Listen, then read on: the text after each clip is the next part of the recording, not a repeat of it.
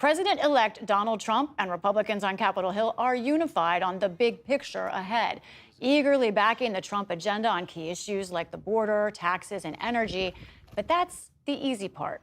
Now, the hard part. Thanks to their razor-thin majority in the House and being far short of the 60 votes needed in the Senate to pass bills at will, a split has emerged among GOP leaders over how and when to turn Trump's legislative wish list into law. And by the way, what exactly is his wish list? Joining me tonight to take a closer look at Trump's promises and the reality of the present are Peter Baker, the New York Times chief Washington correspondent, Hans Nichols, a political reporter at Axios and the author of the Hill Leaders newsletter, Tolu Olorunnipa is the White House bureau chief at the Washington Post, and Ali Vitali is a Capitol Hill correspondent for NBC News, and we're happy to say the newly named next anchor of MSNBC's Way Too Early. Welcome back to all of you. This is a very quality cast of people tonight. Peter, I want to start with you, and I want to start with a quote in one of your stories from this week. This is what you wrote. You wrote, as he prepares to move back into the White House, President-elect Trump's penchant for extravagant, ungrounded claims will challenge his ability to translate bravado into reality. We are at that moment of both bravado and reality. What do we know about the exact shape of Trump's agenda going into January, and how ready is it for action? Yeah, it's a good question. Look, they've had some time to prepare, right? And as much as he tried to distance himself from the 2025 project, obviously there's a blueprint there if he chooses to use it. A lot of the people who authored that blueprint now joining his administration. If you watch the interview he gave to NBC and Meet the Press this week, or read the one in Time magazine, what you see is a person ready to move on all fronts all at once, right? It's like the movie, everything all at once.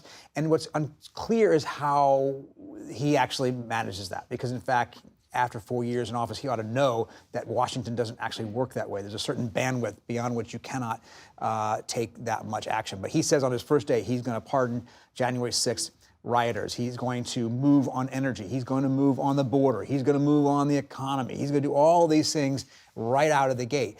And what he's looking to do are things that don't require a lot of action from Congress right away, because I think he does believe that will slow things up. He wants to demonstrate action. But then we get to the Congress part. Ali, you and I know these Republicans have been waiting, salivating for years for this kind of opportunity, and they do want to do everything. Tax cuts, energy, apparently now daylight savings is on the board as part of the agenda. But help us with what's really feasible here from what you see. Look, they're doing a lot of this through a process called reconciliation, but the key point of this is that everything's got to point back to having a tax incentive or a tax piece to it in order to actually be relevant to a reconciliation bill. So that means you can't actually do everything everywhere all at once. You have to do things by the parliamentarians' rules. We've actually just been through this 2 years ago when we looked at the way the Biden administration tried to leverage the fact that it had both houses of Congress and it wanted to do everything all at once. And we kept waiting for the parliamentarian to say, no, you can't do it this way. Yes, you can do it this way. And then, of course, Manchin and Sinema put their imprimatur on it. And we watched the way that one or two members could really shape the way that this legislation looked. That's what we're looking at in the Senate, of course, always, but also in the House, when you recognize the fact that these very slim margins that they have means that every House member really does get the ability to stand up and say, well, if I don't go for this, or one or two of us don't go for this, then suddenly it becomes very difficult to do. Yeah, it's really just a question of whether or not there's an individual member of the House that decides that he wants to look and sound and act like Joe Manchin. And if an individual member of the House, or two, depending on the margins, depending on when people leave, they're going to be able to throw a wrench into President Donald Trump's plan. Now, inside the Trump transition, they're convinced that they can just roll these members and that Donald Trump has a magic wand to force House Republicans into line. I'm not so sure, but I've been wrong on things in the past. I think that's part of the reason they're focusing so much on the cabinet selection and trying to force some of these senators that are on the fence about some of these controversial picks not to bow down to this pressure that they're facing from the Senate, because they realize that if Trump allows some of these senators who are pretty powerful and are pretty well respected in their own states to buck him on a number of things, then it's going to give leeway to a number of House members and other senators to block him on other things. So they are trying to force their hands. They're putting a lot of pressure on some of these senators. There's a whole social media campaign denigrating some of these senators just for asking questions about Trump's nominees. That's interesting, because you seem like it's like the cabinet process is horse breaking. They're trying to house break the senators, and once these senators are broken, according to that theory, then they will be much more pliant to do what the president says. On all of this, though, there's an enormous amount of things President Donald Trump can do administratively. Yeah. If he wants to actually have it be durable and have it be lasting, as we've learned from the Biden presidency, you need Congress to come along. So yes, you can have a bunch of short-term gains, short-term whims, feel great, it's a sugar high, and after 4 years, it's not there. When you talk to Trump officials, they want it to be durable and they want it to be lasting, and for that, they need the votes. And again, it's unclear if they have them.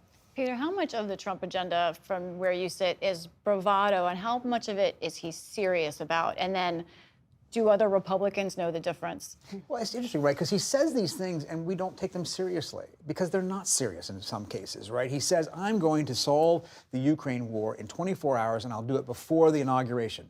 Really? He hasn't told us how he's going to do that, and there doesn't seem to be any move to actually do that. And in the interview with Time, he began to seem like he was backing away, saying, well, maybe they'll wait till I get in office. So did anybody actually take that seriously? Are we going to hold him accountable for not doing what we didn't think he was ever going to do in the first place? That's a really interesting question. A couple other examples. Deporting all 11 million people in the country illegally. Keep in mind, during his entire 4-year tenure, he only deported less than 1 million. Right? And that was less, by the way, than either Obama or Bush did in a comparable amount of time. The other one is cutting the federal budget by $2 trillion out of $6.8 trillion a year. We remember how hard it is for John Boehner, for Barack Obama, for any of these guys to cut a few tens of billions of dollars. There's no chance anybody thinks they're going to get $2 trillion out of this budget, and yet we don't take it seriously, but we expect him to make an effort. But Trump has always gotten the benefit of his words being water. And that's actually something that in my conversations with Democratic sources, especially on Capitol Hill, they recognize the power of being able to kind of play in that nebulous policy space because Trump is not necessarily wed to one policy idea. Certainly, if you're one of the last people who has a conversation with him, which is why the behind the scenes, in the room reporting that all of y'all do so well is so important, you get to know who is influencing him. And certainly Republicans are aware of that, but Democrats are very much aware of that too. And I think we'll see them, and we've already seen tempering of their reactions and responses. We were talking about this earlier. It's a little bit less hair on fire than it was a few years ago, but at the same time, they are watching with more knowledge now and they plan to use it.